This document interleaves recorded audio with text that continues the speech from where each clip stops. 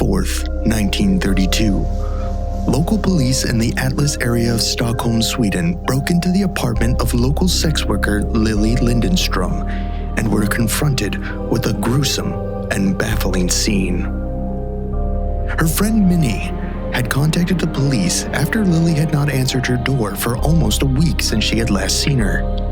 Police found Lilly dead and her body completely drained of blood. The police were unable to find any traces of the vital fluid around the immediate area of the body, but did find a small amount on a ladle in the apartment. The details the police would release regarding the investigation would lead to a panic that Lilly's murderer had not only taken her life, but consumed her blood as well. This case file, join the theorists as they talk about a pretty gross murder and probably make some, jokes about the Atlas vampire.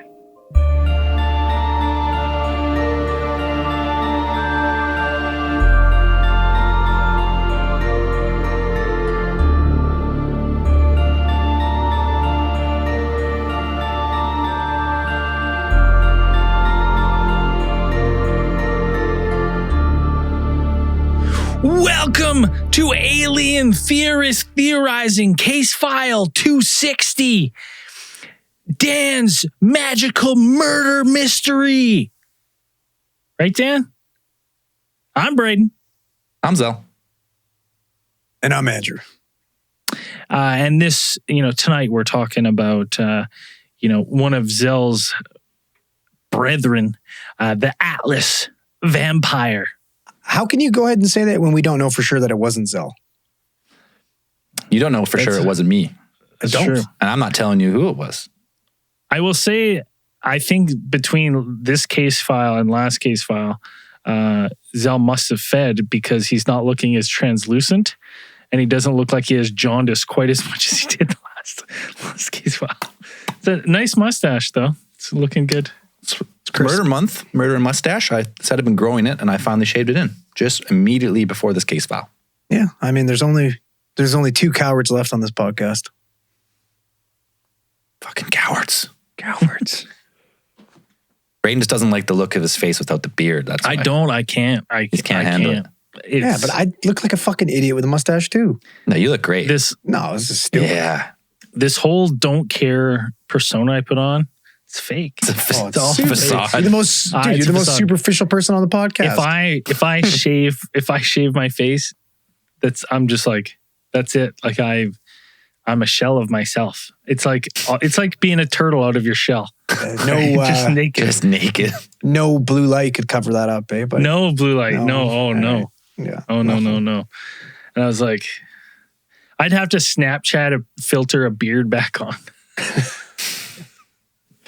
Until I grew back. Just draw and the one. problem is like my beard doesn't grow that fast too. So it's like, oh, so You're your gonna get it chin's back McMahon for a while. for a month at least. Yeah, your chin's McMahon for a month. Yeah.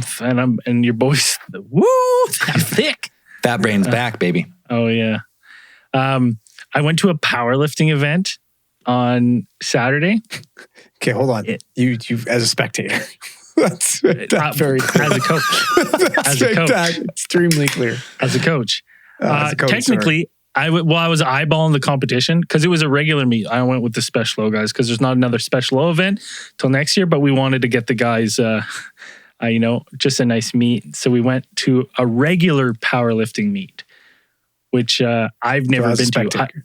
I've only ever been to like a Special O cross meet where it's like it's like a hall and stuff. And this is just a regular meet. They happen all over the province. And so we get there, and so it's like, so our Special Olympic athletes were, competing with regular athletes, right? No big deal. Their my weight class, I was checking with my current numbers, and I've never really I'm sure I can lift a little more. I would have finished third place in my weight division. What? Yeah. No fucking way. Yes, because the super heavyweights that are above me then get insane. Like, it's insane. I witnessed a guy break the BC provincial record squatting 706 pounds. I sent Andrew a video of it. It was, the place was going insane. It was a madhouse as he was doing it. Then right after, so he went 686 first, failed. The judges gave him 3 red lights, which means you failed your lift. Then he went for the record 706, smashed it, then went again and broke his own record that he just set, and he squatted 716 pounds. That's literally like That's insane. 290 pounds more than I can squat. This guy looked like crazy. A bowling ball. Well, that's the He's a powerlifter bowling ball. build, man. Yeah. Oh man, he was. That's why they can bench so much, because the bar really doesn't have to move that much. He just gets other- lowered a It's a little big bit. old keg. Yeah, you just drop it on the keg and fucking. Well, some of the best bounces lifters back there were these jacked little Asian dudes. Man, they looked like dwarfs from Game of Thrones or from Lord of the Rings. Wide as they were, and I'm talking Dan's. no smaller than Dan's. If they were really? there's no way they were even 5 feet tall. Right? Oh, wow. And the bar, no bar travel. And these guys just like smashed it. But it was really fun. One of our guys finished 3rd in the super heavyweights. He's a big boy. He can lift quite a bit. And then our other 2 didn't place, but they did. Everyone broke PBRs. And it was a kind of a cool thing because PBRs? Did they also drink? You've cracked a few fucking PBRs. Sorry, PBs, personal best. and then crack some PBRs to celebrate. Yeah, then we you created like your own word. Yeah. I like it. I wouldn't expect anything less, actually. Personal But best it was- record. Yeah, personal best record. Yeah. Yeah. That's fine. What's the matter with that? Nothing. So it was fun to see. I've never been to a general powerlifting meet. If there's one in your area, if it's as crazy as it was, as this one was, I would say like go watch just for like a holy shit. Why is everyone going so crazy about lifting weights? Every single lift, everyone goes up there. The whole crowd's going fucking nuts. Yeah. Very like 50 people. driven, buddy. Yeah. Oh yeah. You just want to go watch sweaty dudes wearing tight things on you. Because I was in the back, oiling up because I'm a coach and stuff. Yeah. Fluffing the other boys. The chalk, the whole air in the back was just chalk. My throat was so dry from just people clapping chalk. Clapping chalk LeBron and James. just dropping farts everywhere. But anyways, let's get to the task at hand. I mean, The protein Atlas. farts are pretty essential for powerlifting, buddy. It's normal. Yes. Ripping farts and breaking hearts. Yeah. All right. So to end off Murder Month, the first annual Murder Month. That's it, Dan. This is it, man. Last God, one. Dan, it's all good, Dan, buddy. Not a big deal. Fucking deep breath, brother. It's all good. Right? You gonna chime in a little bit on this one? This one's got a little supernatural flair to it. It does.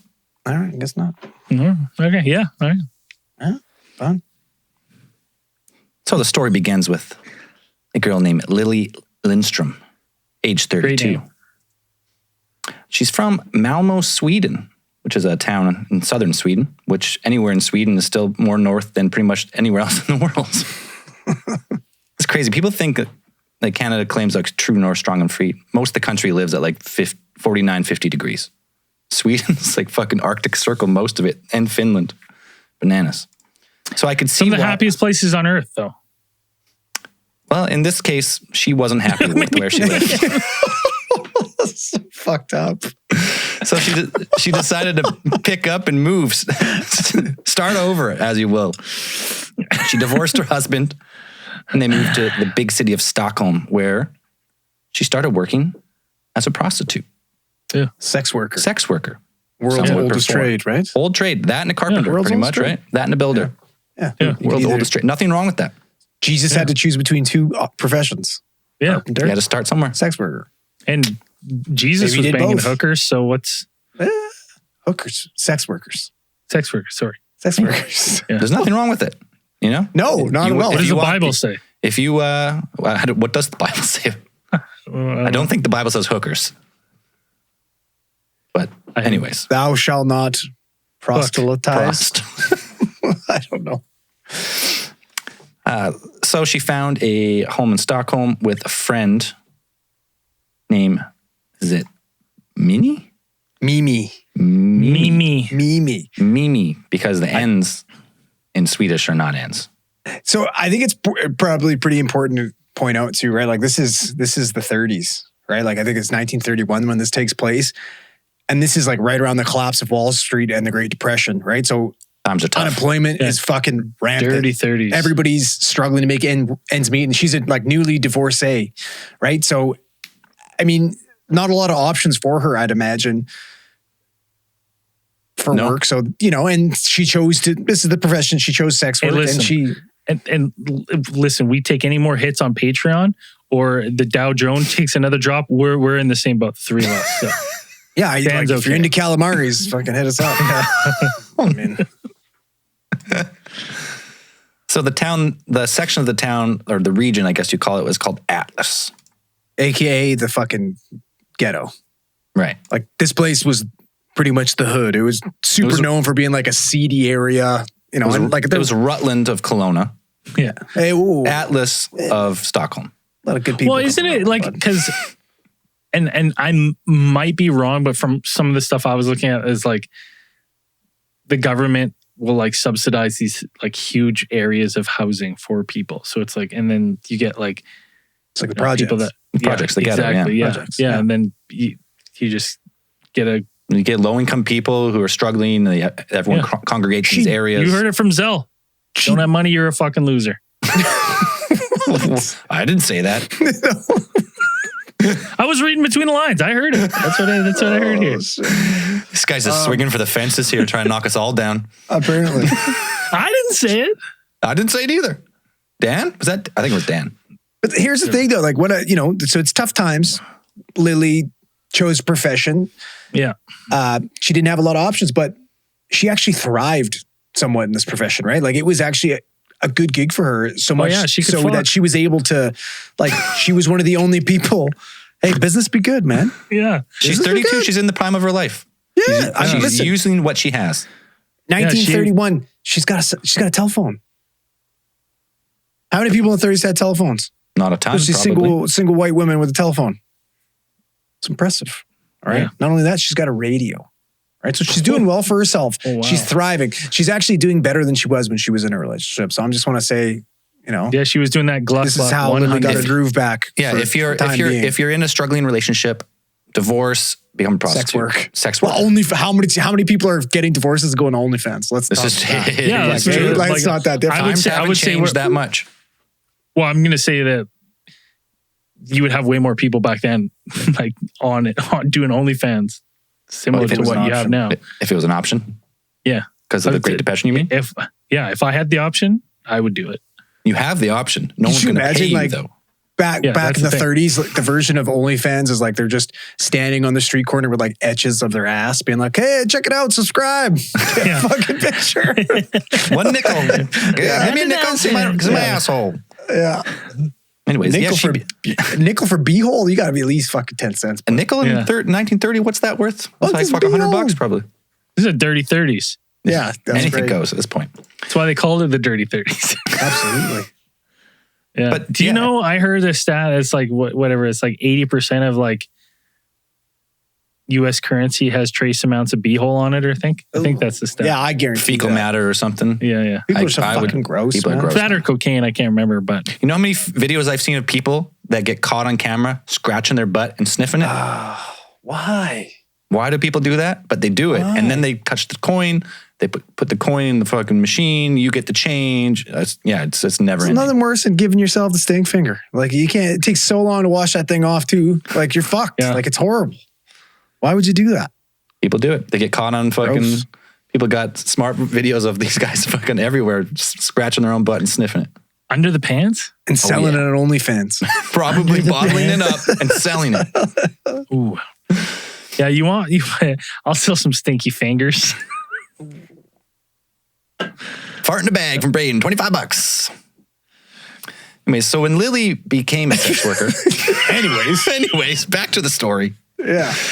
She became a sex worker, but she did it in a way which she ran the business. She didn't have what you would call like a pimp, someone who would take like a cut of the money and set her up with guys. She was doing all the work herself. She had clients. She had a phone.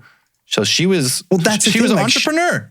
The fact that she had a phone, that's one of the reasons where the word call girl comes from, because these were a different type of sex worker that actually worked from home, didn't have to wander the streets. And you'd think something that's taken place within the last, we want to say 10, 15 years before this, it's not the safest fucking job in the world. Sex workers have always been easy victims, unfortunately, for for serial killers and stuff like that. And especially with this close proximity to Jack the Ripper, I'm staying inside. I'm getting a phone. Yeah, you protect yourself if you can. Right. So it's at least she's doing it. She's doing it in a smart way, the safest way she could do it. Yeah, and she's making more money because no one's getting a cut off her hard work. Good for her. So when she would get clients, she would bring them back usually to her place, a small apartment, where I guess it seems like a fourplex or an eightplex, some type of house with multiple apartments. And her friend Minnie was actually in the same house, but not in a different apartment. And then one day she brought someone home. She seen Mimi, and Mimi was the last person that seen Lilly alive. Bomb, murder month. Done. Case closed. Dead. She's dead. That's it. Dead. That's it. But April 30th, 1932, the whole country was celebrating something called Walpurgis Night. Yeah, Walpurgis Night. Okay, listen. Oh, yeah. This is an annual holiday celebrated in Germany, Sweden, Finland, Estonia, Latvia, and Czechoslovakia, honoring Saint Walpurga. The saint was always said to protect people against pest, rabies, whooping cough, and witchcraft. Murderers. She's done a shit job at most of those things. Well, because you didn't worship Walpurgis enough. You didn't give your fucking nickels and beehole pictures to Walpurgis. But in later times, the festival's focus moved towards a celebration of light, ushering in spring, celebrating the end of Sweden's unforgiving winter. There it is. Sounds like a great fucking... Walpurgis sounds like a great fucking time, right? Yeah. Well, while I was fucking Googling it, because I had no idea what it was, there's also... Do you guys know who Faust is? Faust? No. Faust. Sounds German. Very German. He's kind of like he's a protagonist of a German legend. And it's kind of tough to say because some of it I think is loosely based on a guy named Johann George Faust, but it's sensationalized. It's, I don't know, like Walter Mitty or whatever the fuck that thing was. So, it's like a sensationalized story of this writer who wanted to kill himself, failed at killing himself, and then ended up selling his soul to the devil for these powers and everything like that. But anyways, in one of the Faustian stories, they described, that's the saying, I think. If not, I just pulled it on ass. I hope it sounds good. It works good. In the stories, they described Walpurgis as a dark celebration in the devil's honor, held on Brocken Summit in Harz Mountains of central Germany. So, one hand, we got this fun, joyous event, and the other hand, we're fucking celebrating Satan, baby. Let's smoke some crack and worship Satan, right? We don't know what these guys are doing. Aren't most holidays derived off some fucking pagan holiday of some kind? Or is that just Christian holidays, I guess? Probably. So, as we were saying, the girls are planning to go out to this Walpurgis party. So they're planning, planning what to wear. What are you wearing? You don't want to wear the same stuff. Yeah. You want to look good, but you don't want to look the same. You're both trying to get clients, I would imagine, at this night. And it's Walpurgis, so you don't want to... it's a holiday, so it's just like Uber on a holiday. You get it's a multiplier. So your regular rate times 2.5. It's a pretty good night. But just before they head out, her phone rang. And an unknown male was looking for a prostitute. Ooh. I found Mimi's actual, Mimi. So the phone call comes in, and Mimi, she noticed that fucking Lilly was kind of like, well, that's kind of weird, right? So she leaned a little bit closer to the phone so she could hear the conversation. And Mimi gets interviewed, and this is the transcription of what she heard. Or transcription? No, transcript. Transcription? Yeah, like a or transcription. Yeah, those words work? Either way you said it, I understood it. Does it sound good? It clicked in my mind. Okay. So right away, Mimi noticed that Lily was confused because she's like, I don't know how you got my phone number, because she doesn't give out her phone number, right? Only people that have it are like good clients that she's met before. Yeah. She's met and vetted in like friends and family members. So, for different other reasons. Come on, what are you talking about? Holy shit! Hey, boys, a nickel's a nickel.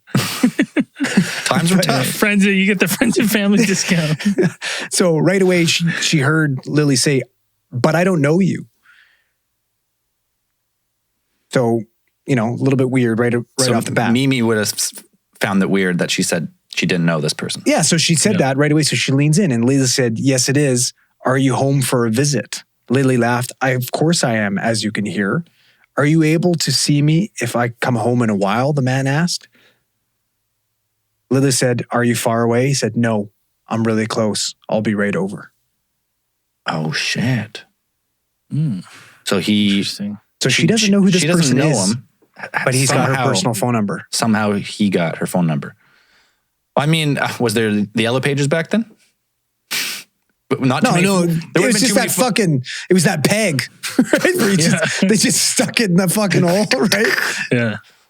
Yeah, then you had you talked to operator. You had to talk to the switchboard operator. They had to patch you into someone else. Prostitute, please. I mean, sex worker. Yeah. Oh, yeah. Right away. Yeah. So she found it weird that Lily didn't know this gentleman. This gentleman seemed to be around the corner. And she got a weird, Lily was feeling kind of awkward about it too, right? And that's kind of what prompted her to I kind of want to hear what's going on here, right? Because these girls have to look out for each other too, right? They, like you said, they don't have protection from the They don't have a pimp. Yeah. Right? They ain't got no fucking gator. Gator don't take no shit.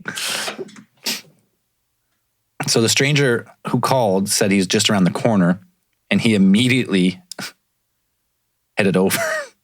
This guy meant business. He knew it. He knew her. He knew who she was. He knew where to go without asking, without getting the address. So he's got the nickels, informed. Man. He's ready to go.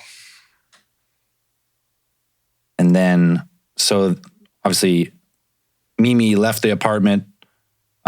So as we said, she's the last person to see Lily alive. And there was no indication there was any. He seemed like a gentleman at the end. That's why Lily let him come over. She agreed. He seems normal, like a normal clientele for her. Yeah, well spoken. Nickel's a nickel. Yeah, well, and he's well spoken and stuff like that. Like it didn't. And she was feeling generous. It's fucking Walpurgis, man. Yeah, gotta get that fucking Walpurgis purge on, baby. So pretty much, not long after the client got to Lily's house, she came down to Mimi's apartment looking for condoms. And she seemed happy and cheerful. No indication anything was wrong. How old are condoms? I was so surprised when I heard that. I think condoms are old, but I don't think latex condoms are very old. Well, that's what I thought. I knew they had sheepskin weird and you fucking, I don't know, you put your dick in a hollowed out version of some other animal's dick. I guarantee you fucking condoms are old, buddy. They'd be using fig leaves back then. They had sheepskin and stuff, weird, weird stuff. Well, let's just pull up the history of condoms really quick. Let's get into it, boys. Let's get into the history of condoms. Oh, it's fucking way too long. Antiquity to the Middle Ages. It goes back to the Middle Ages. Yeah, well, I guarantee they had steel. Some steel or some wooden one. He's they started birth control started with amulets. If you wore this certain amulet, I guess you're not supposed to be able to have a child. Sense. Turned out didn't work. Didn't work. I fucking tried. I've 0 for 2 here. Yeah. Fucking amulets. Amulets don't work. No. The moon jams, they don't work. I think that the old Trojan horse, basically. on a quick put the condom on. I don't like the feeling. Condoms were invented in the 1600s. What we would think as condoms now, but it was derived from animal product, intestine or the like. Ugh. And it was because fucking nasty. Because syphilis was running rampant through Europe at this time. So they've been around a long time. But latex, I think, whatever latex is pretty new, right? Latex. I would imagine condoms. I imagine, yeah, they're like, these are some weird. Yeah, conspiracy, bring it up. Pull it up for us, bud. Oh, you know what? It was 1839 that like vulcanized rubber was invented. I think we lost Braden. Just Googled it. Condoms were invented in 1920, latex condoms. So that's what she's going to grab. Good stuff. Latex? Yeah, because rubber was in the 1800s and then latex in the 20s. Oh, wow. But for hundreds of years before that, yeah, we're talking animal products. Yeah. But it's like nothing's changed really since the 30s, like in condom I'm sure technology. condoms have gotten better and more reliable and probably thinner. I could imagine a fucking condom from 1920 being a tough sell. Yeah. Well, we know they break, though. They break. So she went down for condoms to Mimi's house first time, smiling, cheerful, just a regular day on the job, you would say. But not long after, she came down a second time, but she came down naked. But well, she's wearing it like a naked-ish trench coat with boots on.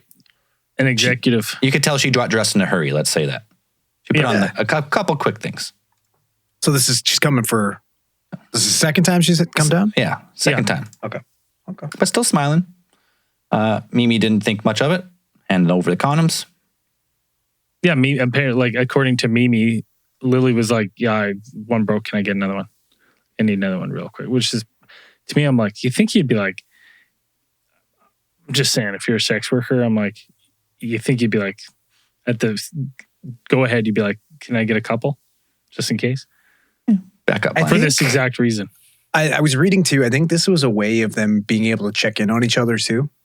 Oh, that makes sense. Just to make sure everything's going okay. Like, hey, don't worry. Like, we're good. Like, yeah, give me another one. Yeah. Oh, so maybe it's one of those things where it's not even that she didn't even have any for herself. This was their kind of safe practice. Oh, which is smart. A little checkup. That makes sense. Oh yeah. Okay. So like, yeah, maybe she had them in those. So they're just pimping each other. Yeah. Got each other's backs. Because that's a good out. Because if you have someone there that's violent, then you're just like, yeah, I'll be right back. I got to run down and get another, and then you just don't come back. Just squeeze your vagina really tight to break the condom. Is that how that works? I gotta get a new one. And then you leave. I guess, yeah. Give them the old vice grips and fucking, all right. So they were supposed to go to this party we were talking about, right? So Mimi went around 9 to knock on the door. Yeah, Walpurgis. Walpurgis, Walpurgis. One of the biggest events of the year. Yeah. So she goes to knock on Lily's door. She doesn't answer. She doesn't think much of it. I mean, she had a client. Maybe she forgot. She had better things to do. She would left without her. Went to the party. Probably had a great time. Yeah. Any better time than Walpurgis? Doesn't sound like it. Does not sound like it. It's been like, there's like on my bucket list of parties I've always wanted to go to. It's like full moon party. Purgis, baby. Walpurgis. Right? Oktoberfest, Mardi Gras. Walpurgis, right up there, top 5, right? NYC, New Year's Eve, that rounds up my top 5. But Walpurgis has always been firmly in number 4. So the next morning, Mimi knocks on Lily's door again, gets no response. At the same time, doesn't think much of it again, like, oh, maybe she's out or whatever. It wasn't until at this time, that was May 1st, she knocks on the door in the morning. May 4th comes around. She finally decides to contact the police. She's like, this is not right. This has been multiple days, no contact with her friend. Calls the police. They're on scene right away. When they opened the door to Lily's apartment, they found the body. No signs of life. A perfectly clean, tidy crime scene. Except a few small details. So police, I'd imagine if you're a cop, you go in there, you see a dead body, a perfectly clean scene, you know you're dealing with a tough suicide. Yeah. Write it up. No big deal. Yeah. Yeah, like, I mean, it's pretty bizarre to, especially I'd imagine for them to walk in, you have this perfectly tidy. And like when they say clean, they mean like meticulously cleaned as well. Like her clothes folded sitting next to the bed beside her. Okay. You have this deceased woman who we'll get into how, the cause of death soon, but you have no real signs of struggle. You have no forced entry. You don't have really any other like blood or anything like this on scene other than, her wound, which is quite bizarre, especially when we get into what her wound was. Well, and again, like we kind of mentioned, the apartment it looked like it had been cleaned. Or like was it this tidy always? Because it looks pristine to be housing a dead woman. Right. And she also had like pillows piled on her body. And then after looking at the body, authorities probably say she died on the Walpurgis night or the morning after. So she's been dead days now. Whatever happened, boys. Fucking Walpurgis gets to you sometimes, man. Yeah. So the only clue that was found in the room. So as we say, perfect. It's spotless. It's like some professional cleaning crew came in there, wiped it clean, but left a bloody towel and a soup ladle. And that's all that was left. The bloody towel from there's conflicting reports of what the state of this bloody towel. Because I think when you or me or any, normal person thinks of a murder scene, you think of a bloody towel like, okay, there's a murder. This is a lot of blood. But it truly looked as if someone had maybe a bloody hand and were to have like just wiped the face. Yeah, it looked like there was like streaks from wiping the face. Yeah. Is what I read too. Like imagine you eat a big old saucy plate of ribs, right? You're all sauced up and you just got to clean that, right? Quick That's wipe, what it looked. They're like, discard. Yeah, it's like it wasn't like someone's cleaning blood off the floor, blood off the bed, blood off the body. It looked like you were just cleaning up. There wasn't a lot of blood on it. It's bizarre that there would just be like the thing before. What the fuck? Like you're not killing anybody with a soup ladle. Why the fuck's just not a murder weapon? Yeah. No. So like, what did the coroner report? So the coroner reported that Lily must have had sex just before her death because a condom was found in her anus. In her anus, yeah. Her anus. Oh, the old rubber tail. Yeah. And saliva found on her neck, most likely the rapist, the murderer. And to mention, like you say, the saliva, apparently there was like fucking copious amounts of saliva. Like drool. Like a bizarre, like a dog. Yeah. Like a salivating dog waiting for dinner. Yeah. Like a weird Well, even weirder when you think of like how clean the rest of the scene was, right? And so obviously when you're looking in this apartment, like, with this kind of murder, like had to be a bloody mess, right? Well, we haven't even talked about how she was murdered. So yeah, the coroner deduces that she was probably killed with multiple blows to the head, probably during intercourse. So hitting the head with like a blunt object several times. But no. And she was found on her back. On her back. Right? So she was probably killed by surprise from behind. Yeah, that's why they're saying probably during the act, clubbed with the blunt weapon. I don't want to, I'm not proud of this, but I've seen it speculated a lot, and like I'm not trying to be disrespectful. Donkey punch? But a lot of people mentioned donkey punch. Yeah, I saw that too. Like, that is horrifying, and I just didn't want to say it. There's a whole movie about that. But it's worse than that because this is like her skull was caved in. Her skull was completely caved in, and you know what the crazy. Okay, so we got this weirdly tidy room, right? Dan, it's okay. Dan, sorry, buddy. Like, listen, all right. I'm sorry. All right, we good? We're trying to be respectful, and we're trying to do justice to the case. That was my bad. I'm sorry. I shouldn't have brought up donkey punch. Did donkey punch too much? There's donkey punch too much. All right. Well, hey, no need to yell, buddy. It's all good. You liked donkey punch, didn't you? I did. Yeah, he liked it. He liked it. So that's not even the weirdest part about this. Right? Like, we're about to get to the weirdest fucking, like, this is the most bizarre fact of this fucking case. It actually doesn't make any sense at all. No. There was blood found on this said ladle. So almost like... Well, that's not the weird part. That's not the weird part. That's not the weird part. The fact that, okay, so there was blood found on this ladle, but that was it. Lilly had completely exsanguinated. There was zero, she had no blood left in her body. Blood was gone. There was some blood residue underneath her, but not enough for not to make up someone to have no blood. Bludgeoned her. She was bludgeoned to death. Because there was no blood splatter. In a head trauma like that, like you have a lot of blood in your head, so should be a huge pool around her. No. Okay, so like your head, like we've all done it, right? Like we have no vasospasm mechanism in our scalp, what does that in our mean? head. What does that mean?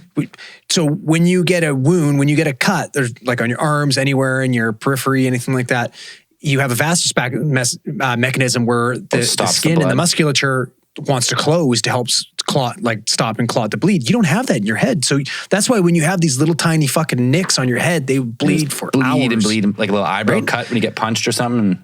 A lot of elderly people, when they fall and they hit their head, they can bleed out because if they can't get up and stop the bleed, and it could be it could be a tiny wound, right? And so the fact that she's been bludgeoned, well, and you got to think that this swinging motion, that like as you would be hitting, you would be getting blood on whatever object you hit.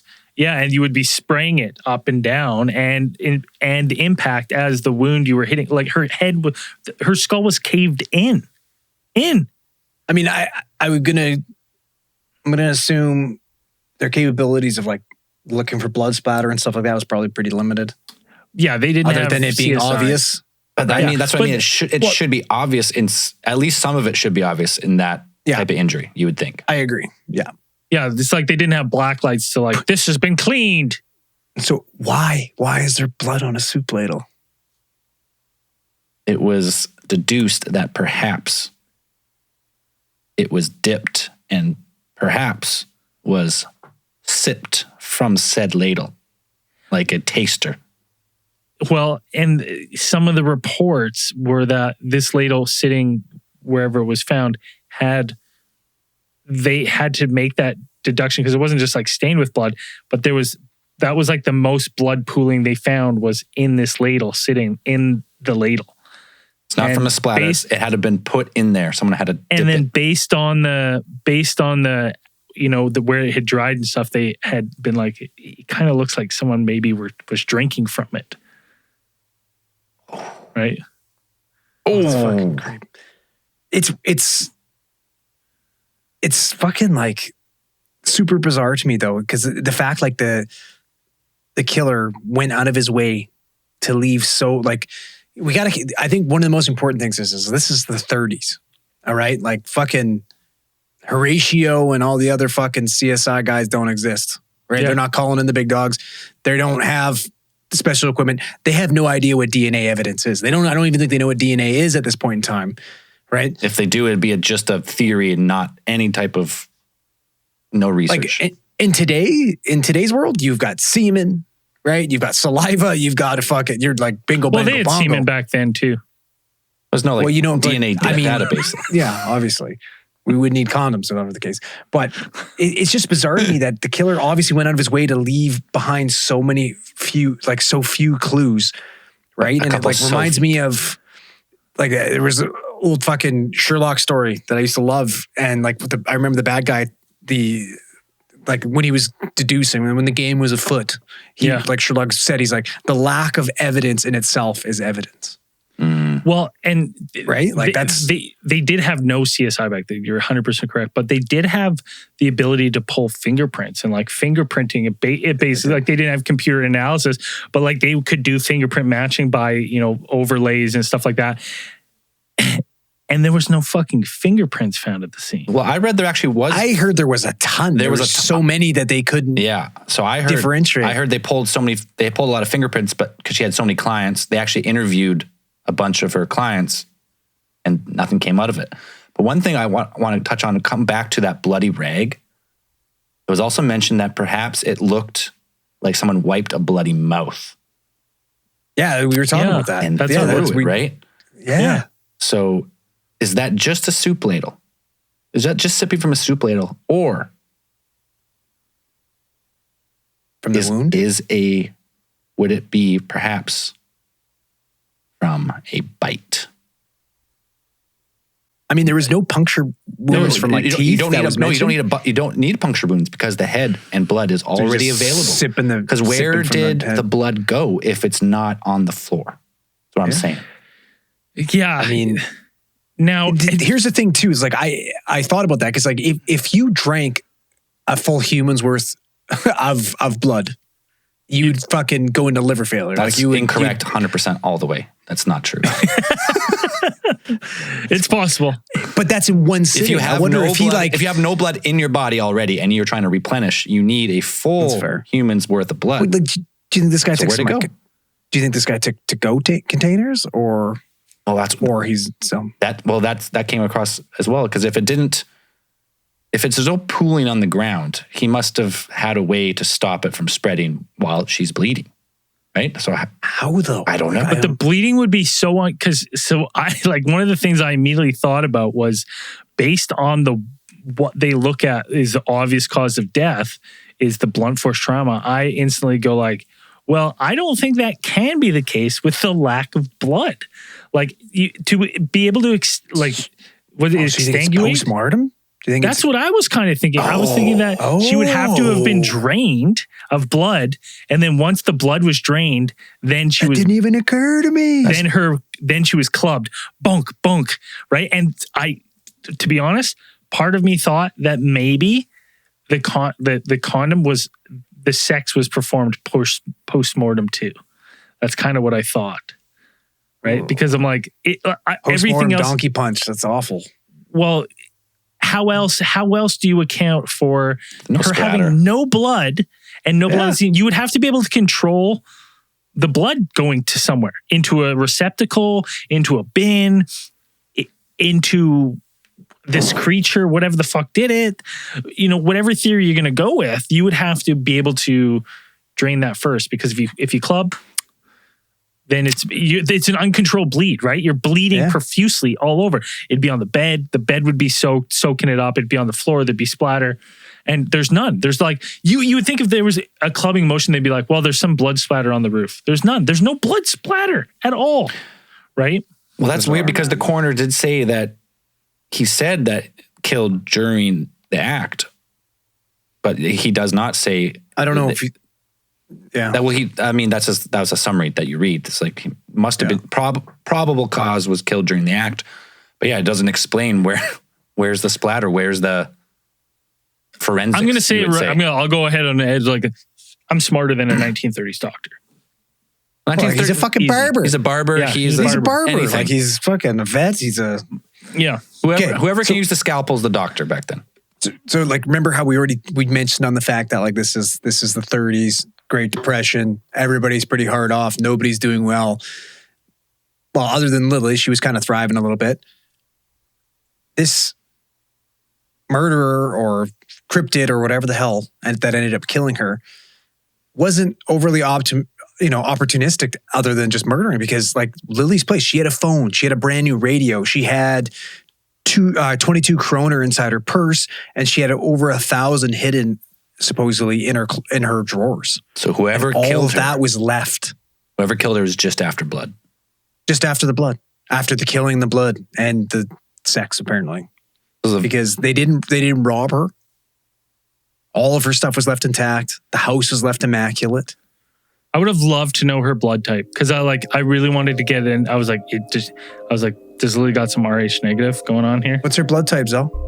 What was it? You can't catch me like that. What was it? No, it's all good, man. Statute of limitations is way past. I think you're okay. After 50 years or what? Yeah. Anyways, just before we get to the journalists who get a hold of the story, because obviously we're talking about a loss of blood here. So we're obviously talking about a vampire. But just before we get to that, we got to take a short break, grab a beer. We're going to be right back. We're back. So we got to go with, obviously when this story breaks, the press gets a hold of it. And wildfire. The few details that do emerge, like the lack of blood, the crime scene, vampire. it's called the Atlas Vampire in the headlines pretty quick. Well, yes, like how soon before this did like the film Dracula come out? I don't think long before, like OG Dracula, right? Like 1920 Dracula. Bram Stoker. No, I'm pretty sure it's like the Bram 30s. Stoker. Pretty sure it's the 30s, but. Oh, sorry, yeah, 30s. But I don't think Bram Stoker's was the first Dracula. I think there's Draculas before that. No, it was like an Italian one. It was like Bela Lugosi. Yes, that's it. Came out just the year prior. So, I mean, right? Because, like actually movies are pretty new, right? Fairly new invention at this point. Yeah, the movies sucked back then. It's not. Yeah, because they had to like play the sound while you had some guy on a piano while you're watching your fucking shitty black and white movie. Well, what was I gotta find it really. The first talkie movie. So like there was the first movies were just movies, no sound. They had to score music. So the first talking movie was in 27 with the one mic, mono mic, terrible quality. So I just realized the word movie sounds so stupid now, like because it's motion picture. But they are like people are like dumb people are like it's a movie because they're moving. Movie. They're movie. Get it right, Cat. They're moving. It's a movie. Yeah, they called them movies, and then they called them talkies for a bit. Talkies, yeah. When they started talking. Going to see the talkies. So yeah. But so you had first Dracula's not just a year before. So a year before, and then you also got fucking Peter Curtin, right? Who is the fucking demon of Dusseldorf, also known as the fucking vampire Dusseldorf. He killed 9 people, right? Bludgeoned them with hammers, drank their blood. Psychiatrists said he suffered from the so-called clinical vampirism or Renfield syndrome. That's where you think you are a vampire and you drink blood, right? Yeah, exactly. I think that's actually the clinical definition of it, Braden. Yeah, is it? Ooh, wow. Who needs Dan when you can just bust these out of your brain? Yeah, no problem. Sorry, that's what you got under that big ass tooth. Okay? Sorry, Dan. Brains. Yeah. Sorry, Dan. Hold on. Before you get into this, I got to tell you this. So apparently, shortly before this demon of Dusseldorf head was placed on the guillotine, he turned to the psychiatrist and asked this question. He said, "Tell me, after my head is chopped off, will I still be able to hear, at least for a moment, the sound of my own blood gushing from the stump of my neck? That would be the pleasure to end all pleasures." Oh, this guy's fucking nuts. Right? But so they openly called this guy the vampire. And he was going on his fucking massacre and I'm pretty sure it was 1931. He was executed prior to this, but who's to say, well, you can't kill vampires. He cut his head off. He didn't put a stake through his heart. Head regrow. Yeah. When it's like, really, you're not that far off of, you're what, 40 years out of Jack the Ripper? Is it 40? I thought it was less than that. I think Jack the Ripper was end of the 18s. Oh yeah, 1890s maybe. I was wrong earlier. I thought. Right. It's still relatively new. 1888 to 1891 were the murders.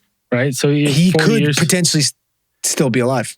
Like this could be right. Yeah. This could be one of those things where like this is because we don't know who Jack the Ripper was. So if he was a young man when he started those killings, right?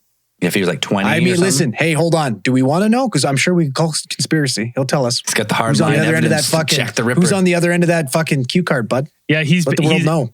Yeah, he's got a huge conspiracy board up in his house. This is what consumes him. That's why he's never on the show. Yeah. He's just Pepe focused on so focused on getting on. He's getting to the bottom of it, of everything. Yeah. He solved the Zodiac ciphers, and now he's working his way back. But speaking of Zodiac, this isn't that far off of Zodiac. Like if you're going, hey, it's 40. It's not. This is not. No, you're right. Well, are we talking Zodiac or Jack the Ripper here? So it's 40 years after Jack the Ripper, right? So we're saying like this could potentially be an aged Jack the Ripper. But I'm also saying this could potentially an elderly Zodiac or a young Zodiac. Really young Zodiac, right? Because the Zodiac killings are 30 years after this.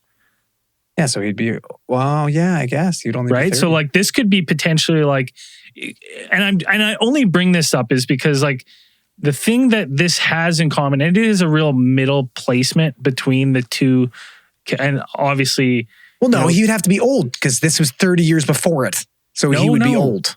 Yeah, so Jack if he the Ripper, did this in 1930. Yeah, so he would have been old when then he did the killings in the 60s. Zodiac though. Yes. So the Zodiac Killer killed in 1960s. Yeah. So he'd have been young when he did. He would have been young if he did the Atlas vampire murder. Yeah, if he did the Atlas vampire, he would have been young as fuck. Yeah, young so as he would have been old ass Zodiac. Old ass Zodiac, right? But if you look, he could have been 50. He could have been 20 during the Atlas murder, and it could have been 50. And then been 50. Because you look at some of those artist depictions, like he doesn't look like in the depiction. I'm like, he looks older, right? I wouldn't say. So the only reason I bring that, in, the only reason I bring that into play is because it has that similarity of that, like, there seems to be a surgical knowledge. Like, that's the only way. How else are you draining someone's blood like that? Let's stick on Jack the Ripper then, because I think Zodiac's fucking ridiculous. I don't think it's that ridiculous. Why? There's no notes. There's no fucking, like, nothing in this is Zodiac at all whatsoever. I would say the Zodiac got the taste of blood. Yeah. Yeah, but here's the thing. I'm very quickly on this. So listen, this is the Zodiac's first killing. Tastes a little blood. Hey, it's not for me. I'm not going to drink anybody else's blood. Yeah, he's like, he didn't like it. My do that. But like the Zodiac killings weren't all the same. Pennies. The thing that tied them together was the notes, right? But maybe they were very similar in the sense that they were like put on display. There was like a surgical preciseness to the killings. The Zodiac? Yes. Other than the one Zodiac where he was in the leather. Yeah, the Black Dahlia. My brain is gonna fucking explode right now. Why? Right? Wasn't she the one cut in half? Yeah, but Zodiac didn't kill Black Dahlia. Why are you bringing Black Dahlia into this? I thought isn't he one of the subjects? What? Didn't he kill the Black Dahlia? Listen, pal, you're drunk on fucking murder month. You gotta slow down. Too many. Hold on. Sorry, boys. Yeah. No, wait. I gotta pull this back down. I'm going to say, I'm looking at pull this back down to reality. I'm listening. It's 19. The Boston Strangler was born in 1931. So this is a 1-year-old Boston Strangler. Has to be. The baby strangler? Baby strangler. Blood drinker vampire. But the fact go back to Jack the Ripper though. I don't think that's crazy. It's in Europe as well. Yeah, it's in Europe. So like he was going after ladies of the night. Just too much murder, man. Too much murder. Hey, listen, the fact that you're like, okay, so this is his clientele, even though he usually pulled them off the street, like opportunistic, easy. But it's a new age, man. It's a new world. But here's the other thing. When you say surgical precision, you would absolutely have to have some type of knowledge of anatomy to be able to fucking completely exsanguinate somebody like that. For sure. I don't think that's crazy. Now, the other thing is... I agree. One thing from the autopsy is Zodiac and fucking Black Dog, that's fucked. I don't know what you're talking about there. But all right. I can loop it in. All right. I think as a first killing, he had to start somewhere. Yeah. Right? Sure. The issue with the like exsanguination is I'm like, how? Because like the autopsy doesn't show anything. But maybe it's one of those things where they weren't looking for like an IV mark because they're like her head's squished in. Right? I mean, so it was easy to like. You would imagine you would need, but no, because like once they realized she was exsanguinated, they're like, wow, why? So they definitely did a thorough look, right? Yeah. And here's another question though. Like I wonder, maybe she was like bled out for a couple of days. Like slowly. Well, yeah, because it was almost. They're saying that it was the night of Walpurgis, which would have been 4 days before the actual body was found. Next pod trip is for Walpurgis, boys. Yeah. It's got to be. What about this? What about? I just had a quick idea. So Braden was saying maybe killed first and then bled out or whatever, and then bludgeoned. What about if you're trying to get away from the forensics, like the blood splatter and stuff, a bag first. I thought that too. A bag around the head, a thick, heavy garbage bag of some kind, and then bludgeoned. But it would get all over her face. I thought about that too, but the blood would get all over her face. You'd have to wipe her down. Maybe, the blood, I'm sure there was still blood in her hair, right? There must have been. Not a lot though. Because if she was bludgeoned. Yeah, like have you seen the picture? I have not seen the picture. I don't want anyone to see it. Tell me if there's blood in there. Is there blood in there? It's hard to say. Black and white. I'm just saying there was stuff. I'm trying to come up with how. What did they call pictures back there? Lookies? Yeah. Check out these lookies. Photography. What they called it. That's, and I mean, it's trigger warning. If you're not triggered by now, it's too late. Yeah, because I'm like, it's with maybe it was just like this. John was into some rougher stuff, right? And so that was, that's the maybe with the bag. But then I'm like, a bag seems like a fucking hard thing to carry out a human amount of blood in. For 1930, like what kind of fucking bags they got back then? Like I'm telling you right now, if I grabbed one of these Glad bags I had and I put any amount of water in it leaked like right, terrible, right? Well, so it's I mean, how much blood's in the human body? Not 5 liters or something? 5 or 6 liters? 8 liters? Let's take a guess. I'm going to say it's 5 liters. Yeah, but you're not putting that in a burlap sack. I'm just saying. I'm not sure. It's 1930. Like I don't know what kind of bags. What was their bag technology like in? 1.5 gallons. So a gallon is about 4 liters. 4 liters? That's not a lot. It's not a lot. Also depends on your body size, right? Yeah. Like 5.6. That's 5.67 liters. So okay. If she's a female, 32, she probably maybe a little less blood, maybe about 5 liters. I'm going to say. So that's a jug of milk, really. Not much more than a jug of milk. Oh, so you don't have a lot of blood in us, eh? Not if you put it in a container. When it hits the floor and leaks everywhere, it looks like a lot. Yeah, it looks like a lot. I have a hard time with the catching. I couldn't. It's a hard one. It's a hard one to come up with because it doesn't make sense. It's bizarre, right? And then listen, we do have some suspects though. Who would be some suspects? So a waitress at the Cafe Norma, located on the ground floor of the apartment block at 11 Sanka Eriksplan. I don't know if that's close enough. Butchered that. Said that a man came into the restaurant at 9 p.m. on Walpurgis night. He had ordered 2 steak dinners. She remembered this because she recognized the porcelain container he brought. It was the same one that Lilly always used. Porcelain container. Here's the one thing for me. So wait, say that again. He had a porcelain container? Yeah, he had a porcelain container, and it was the same one that Lilly always used. So like, what the fuck's a porcelain container? Yeah, that's a great question. I thought. Here's the thing. So this is where my brain went. Okay, you were like a shitter. He brought this porcelain container because he ordered 2 steak dinners. To me, this was a gentleman that assumed that he was going to be spending a little bit more money that evening, but didn't end up spending some money. So he used that money to buy himself 2 steak dinners. But bring one home with him at 9 p.m. though? Is that what he's? Yeah. Oh, the porcelain container. It's like a takeaway. For the food. Exactly. Oh, so okay. I'm so stupid. He kills this chick. And then he's like, well, fucking takes the container. It's got the thirst for blood. So he goes and gets a couple rare steaks. He used that extra money that he was going to pay her. But instead things got crazy. He killed her. Buys a second steak. And bought himself an extra steak. This is the fucking Great Depression, but he's buying 2 steaks? Well, so come on. So the timeline though, because she gets them knock on her door around 9 p.m. No? Huh? So well, this would work then because Mimi went to knock on Lily's door to leave Walpurgis at 9 p.m. Walpurgis. Sorry. Yeah. Purgis, my bad. Yeah, so she went to knock on her door around 9 p.m. And you're saying the girl at the cafe got this guy with 2 steak dinners just after. So it would have been right around the same time. So she was potentially... She could be dead right now. Dead there, and he's sitting there eating He's having a celebratory steak and taking one home with him. Yeah. But that guy was never identified or found because he was never investigated. No. He was just a random account. guy. Well, that's not it, boys.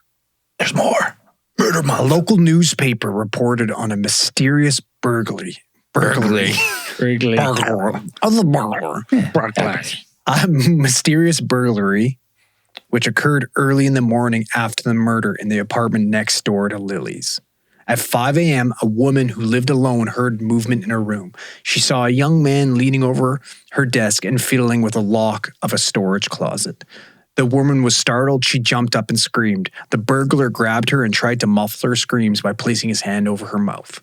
the woman managed to tear herself loose and ran down the stairs.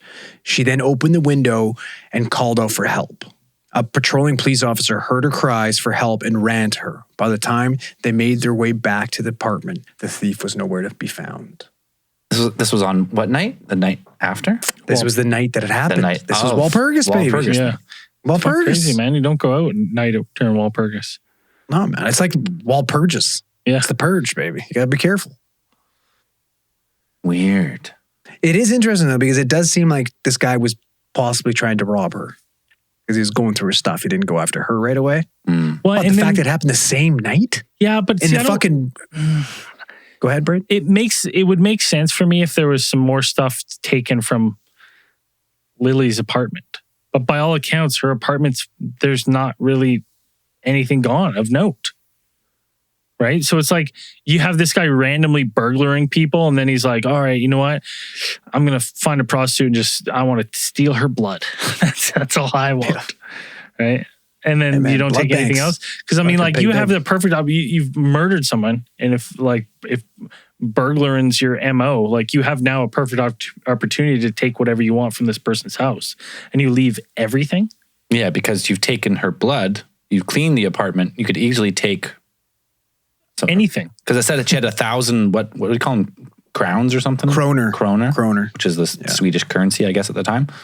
No, you tell me, man. This is your fellow fucking translucents, buddy. You should know. We don't know. I don't even know who this guy is. There's a lot of us, and I don't know everybody. There's more than you think. You ever seen Underworld? How many fucking vampires are out there? No. A lot. Oh, yeah, I have. Kate Beckinsale. That's of course you've seen. Everyone's fucking seen at least the first one. Yeah. That's the first one. Yeah, it's weird. Yeah, it's weird that she didn't rob. Whoever did this did not. Robbed her of her life and blood. Killed her, but didn't. If she had I don't know if 1,000 was a lot at the time. It seems like it probably would be. Now, also the other thing that it's like the beastly thing we keep overlooking is like the unbelievable amount of drool, saliva on this person's neck. And it's not a bite mark, because I think the case runs wild with vampire because of the exsanguination, the no blood. Yeah, and then you see the saliva. Fucking ladle. The ladle, right? And the saliva on the neck. It's like they were just frothing at the mouth over this site or whatever. But there's no bite marks, right? There's no bite marks. But who's to say a vampire needs to bite you to drink your blood? Well, I was thinking like what other kind of... Buddy, it's like Temple of Doom with the chilled monkey brains. The head's already open. Served. Yeah, fucking cracked in a fucking straw. And I was thinking some sort of like, I don't know, what kind of creatures do we know that could put their mouths over an entire head? So after they hit it, they're just, Demigorgon. Just sitting there just like, like Demigorgon style, like they're just latch on and they're just, right? Exterminate you. Just like a fucking Capri Sun. Yeah. Just fucking. Oh, yeah. Because I think if they're saying blunt force trauma, that means like downward pressure, right? So whatever. Yeah. If this guy is some type of, let's go a little wild. Guy's some type of cryptid, shapeshifter of some type, let's say. Oh, yeah. Mouth could wrap around the back of the skull, but it's some type of like xenomorph inner mouth would crush the skull inwards like a blunt force and then suck the blood out. Xenomorphs, can't rule them out. Interesting. Shapeshifter of some kind. I'm just saying it can't be a bite because it'd be more noticeable. It's definitely blunt force, they said. So it's like been like crushed down, like it's been hit hard by something. And I just can't get over the fact, I just honestly cannot get over the fact that like the lack of blood, because it's not like, he cleaned. It's because I've read some things that like, he cleaned the apartment. He probably cleaned all the blood. And I'm like, yeah, but there wasn't a lot of blood on her clothes, the sheets, carpets, nowhere, right? So it's like this blood seemingly vanishes. Where is the blood splatter? Where's the pattern? Right. So it's truly. It's weird that like, you think he'd spend all that time to fucking clean up all the blood? You think she's getting murdered by fucking Mr. Belvedere? Like, folding her clothes, putting a chocolate on the fucking pillow. Like, it makes a fucking towel elephant on the end of the bed. Yeah, like. There are quite, like, it goes into a little bit of detail for the other men that they did bring in, like her frequent flyers, customers, and clientele, and like maybe some that she had a little bit more of a relationship with that all got ruled out. There was a little instance where this woman came forward. Her husband was a pimp, and he came home on the night of Walpurgis covered in blood. And this wife like kind of went forward to the police, being like, "I think my husband's the fucking Atlas vampire." They were actually able to rule him out as well. Yeah, an alibi or something.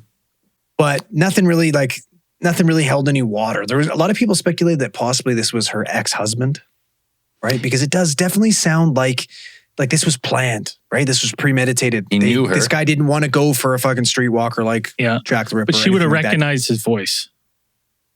Well, yeah. Well, potentially. Right on the phone. Or phones were not very good back then. Unless he did the old reproduction. Rusty Shackle. You don't know me, but I know you. Also, some people speculate that it maybe was a law enforcement officer, given the fucking Billy Club and the fact that they were so meticulous with cleaning the scene and not leaving behind any clues. It's true. Because whoever did it cleaned the scene, took the murder weapon with them, and all evidence. The blood, yeah. Right? That's weird. I saw the law enforcement thing, but I'm like, to be honest, I'm just I don't buy it either. What do you do with the blood? Like how, like that's what I can't get. Like I can't wrap my head outside of some sort of supernatural avenue of where you're like, okay, how do I get the blood from someone's body? Because like you would think that too, like you would have like, and Andrew, maybe you can help me that if I'm this wrong, if that's the only wound is the head, like you would have blood that would sit in the legs, right? Well, there would be lividity, and that's kind of what they mentioned when they said that there was blood kind of like seeping at the bottom of her body. Yeah. But that was like that was a little bit like the tiny amount of blood that they were able to find. Yeah. Right. So like to me, I'm like, then it's like you're putting this person upside down or at least getting gravity to do some of the work to get this blood flow out. Right. It just doesn't. Well, naturally, over time, it's going to do it for you. Like that's what happens when you dies, right? It all just pools to wherever, like wherever you're laying, the blood, the lowest point. Pool. Yeah, but to get most of it out, you would think you would have to, like, and you have a head wound. Yeah, it's bizarre, man. Right? Yeah, that's a good point because if it does pool to the lowest point, once the heart stops beating, there should be blood left in like your lower appendages or like low. Well, the whole lower half of her body. So like she'd be laying flat. So it would be her face, her chest, everything down her legs. Like it would all be pooled down there. Like right. So then something would have had to either lay her off the bed or pick her up and like hang her almost, right? I just can't get over how the fuck do you get the blood out of the body without like IVing her or anything, right? That's what doesn't make any sense. Bizarre, man. Super weird. I think there's only one possible explanation, and it is a vampire. Zell did it. 100%. Where were you in 1930s? Right? Show us the photos. Yeah, so. I've been living in Kelowna, BC since 1901. So yeah, so you say. I don't know. It's before air travel. I couldn't get there. No one. Hey, you're a bat. You can fly. You can't fly across the ocean. There was reports. You can't. In this case, one of the other weird things is no one reported seeing anyone leaving of note. And I was like, that's because it was Zell, and he turned into a bat, left out the window. Flew out the window. It's possible that someone flew out the window. That's 100% possible. But it's well, here, listen. It was also the ground floor. She lived on the ground floor, so they could have just popped up the window, fucked off. But whatever. I just semantics again. It's crazy because it's 9 p.m. when she checks on her. And if let's hypothetically say it was the guy who's ordering the double steak just after 9. That's still like on a party night. There's people everywhere. You probably wouldn't even notice a guy leave a building and be of suspicion. No, it's Walpurgis. Yeah. Everyone's partying. But again, what are you doing? What are you doing with upwards of 3-4 liters of blood? Right. Obviously, and by all accounts, at least sipping a little before you leave. What I want to say that was just left as kind of like a calling card. Right? Because I will agree. This whole thing looks like a spectacle.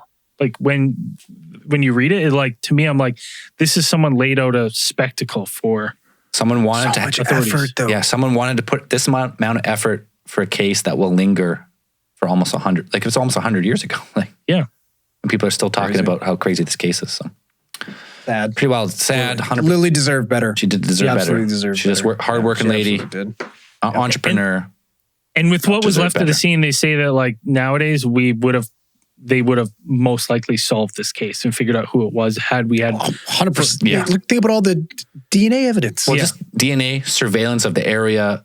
Way more to go on. But back then, yeah, whoever did it. Too bad they didn't throw that condom on ice back then. See. Well, we could have sorted it out now, right? Got to the bottom of it. 23andMe could have caught his ancestors. Yeah. Right? Exactly. Same thing what we did with the Golden Gate Killer or whatever. Golden State Killer, yeah. Golden State Killer, right? That's how we got him. Yep. So it's, it's one of those things where it's too bad. But if you could go back in the past, maybe a time traveler, right? Maybe that's why they did too much cleaning. Well, nobody said it. Maybe it was the aliens. How do you know it was an alien? We don't know. It wasn't. We have no idea. That's not their MO, though. They're not. Yeah, it doesn't. Not? Maybe they wanted to study blood. I just feel like you could have. There was probing. Obvious evidence of probing as well. Yeah. You're not wrong. There's someone. You got us on a technicality. I don't know. They usually put the people back after they abduct in medical experiment. Well, they did. They tried putting her back, but they accidentally nicked her head. They dropped her on the way down. Yeah, and she got it, and they're like, "Oh shit! Put some pillows on it." Like, it's really too bad that because I would have loved to find out, like, have a nice bow on this one and be like, it's that. But there's still to this day, it's completely a mystery. We have no idea how it was done. We have no idea why. All we know is that someone seemingly murdered her, drained her of her blood, and drank at least some of it and left with the other. And that's all we got to go on. Yeah. So what do you think? Let us know in the comments. What do you think happened to Lilly? What's your knowledge of cryptids and stuff? Is it something specific to the area maybe that we don't know about? That we don't know about, let us know. If you think you know how someone would have done it, let us know in the comments. Shoot us a message. We want to know. We want to hear from you. Hell yeah. Weird case. Weird fucking case all around. Dan, what do you think? All right. All right. Anyways. Last one, buddy. Last one, promise. We're done. Last one. Till next murder month. Whenever that may be. Which is in December, right?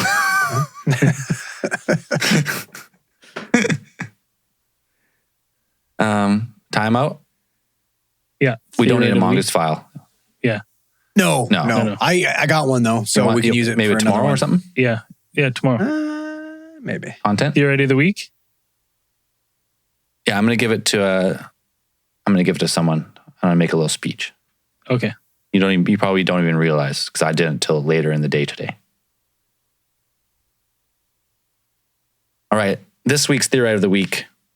I'm gonna change it up just as a little bit of awareness, I would say. Something that was 2 years ago today. We lost a great man, Zach Watson, one of our brothers from high school. Great childhood friend who would probably be part of the podcast if it's not for his addiction to alcohol and his problems with mental health. It's tough to say, man. Yeah. So if you got a friend who you kind of lost touch with and you know they're having a hard time, you should reach out because that's something I kind of regret from back in the day. Yeah, reach out, make the effort. I mean, you never know when you're not going to be able to. And every group of friends, y'all got someone, maybe not as far gone as our friend Zach was at the time, but they might be there if you don't say something. So this week's theory of the week is Zach. I know you're looking down on us from wherever that may be. I hope you're having a good time, brother. We miss you. All right, if you're not supporting the show, support your boys in their quest for a full head of hair. Yeah. Absolutely. We've given up on all other reasons. There's no other reason to do it, yeah. There's no other reason other than get rid of this. Get rid of this fucking... We can't all look the same. We need hair. We need distinguishing factors. I guarantee you, you make this happen for us. Andrew's going to have an afro. I will have a full 100%. Jerry curl. My hair grows up. Yeah. It's just help us out. Come on. Yeah. Help us regrow the hair and help us become full-time podcasters so we can bring you more amazing content for years and years to come. Okay, who cares? Hair. Hair first. Hair. No, listen, we're on a straight hair club for the boys. So that's the plan. That's it. Pod trip. Yeah. Four heads of hair in a movie. That's when we're stopping. There we go. That's the end of the pod. This week's new supporters, we got Frankie Clifton, Eric Kaiser, Mike Stokes, Sel Flipperacci, and Uriel Medellin. And as we say at the end of these things, keep those eyes on the skies. See you in after hours.